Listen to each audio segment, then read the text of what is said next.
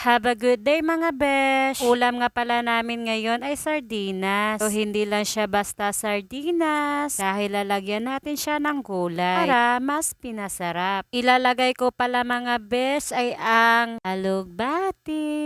Alam nyo ba ang alugbati mga besh ay mayaman sa collagen? Lagyan din pala natin mga besh ng papaya. At kaya yung papaya mga besh. At ayan na nga mga besh, ako nga po ay magsisimula na sa aking pagluluto. Ito pala yung napili naming ulam dahil sawang-sawa na kami sa karne. Hindi nga lang pala ang mantikang nilagay ko para mas healthy, diba? Ayan na nga mga besh, aking pong ginisa ang bawang at saka sibuyas. Katapos ko nga palang magisa mga besh, ay dali-dali ko nang nilagay yung ating sardinas. Gawin nating mas pinasarap yung sardinas na hindi lamang basta sardinas. Kasi ako pala mga besh ay hindi ko makain ng basta sardinas lang. Gusto ko talaga yung niluluto siya, nilalagyan ng gulay para at least masarap yung pagkain mo. Hindi talaga siya as in preservative, diba? Alam nyo ba mga besh na yung nilutong kong yan ay napakasarap. Talagang naubos yan mga besh. Ganun naman talaga dapat mga besh, diba? Tayong maarte, kung anong meron, salamat, at anong yung wala, salamat din, diba? Si Lord, sa takdang panahon, ibibigay niya rin yung mga gusto mo at nais mo.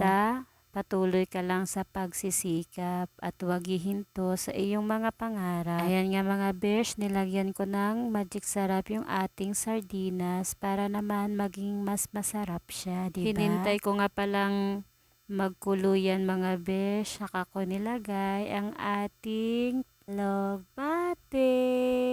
Alam nyo mga besh, kakaiba talaga yung lasa ng alugbati. Alam mo yon, kapag kinain mo siya, feel na feel mo talagang nasa province ka. Ang sarap eh. Yung alugbati kasi kapag nilagay mo sa mga sardinas, noodles, parang umiiba yung lasa. Para siyang nagiging fresh na parang hindi mo alam. Basta pag kinain mo siya, alam mo parang healthy, gano'n. After ko nga palang luto mga besh, ay naghugas na nga muna ako ng panyo para ipangpunas kay mama kasi nga masama pa yung pakiramdam ni mama. Kahit nga nakalabas na kami ng hospital. Habang nga pala ako ay nagluluto mga besh, ay inaalagaan ko dyan ang aking mama. Maya't maya ay binabalikan ko siya para i-check.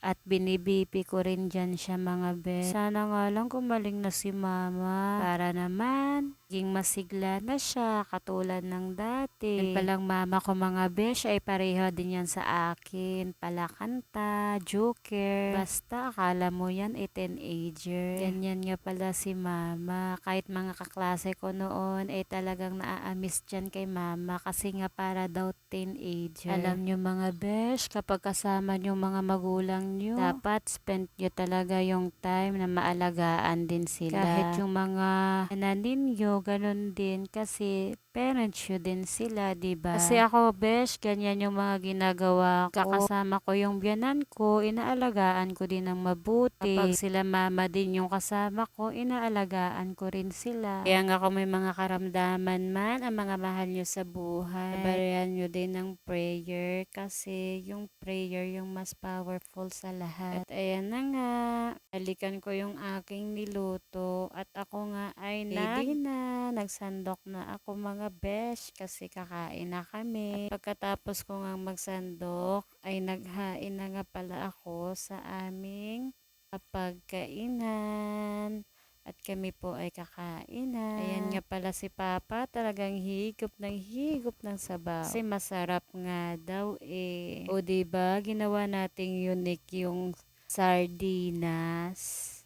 Hindi lang siya basta sardinas, kundi gulay na may sardinas, diba? After dyan nga pala mga besh, ay binalikan ko yung nilabhan ko para mabilad ko na siya. Pagka nga puti mga besh ay talagang binabrush ko pa kahit na washing na. Naglalaba nga pala dyan ako mga besh, ay ako ay kumakanta. Kasi magtrabaho kapag chillax lang, diba? Dahil ang buhay ay weather lang. Hanggang dito na lang po mga besh. Huwag niyo sanang kalimutang mag-like and share. Maraming salamat po sa inyong panonood. Bye-bye!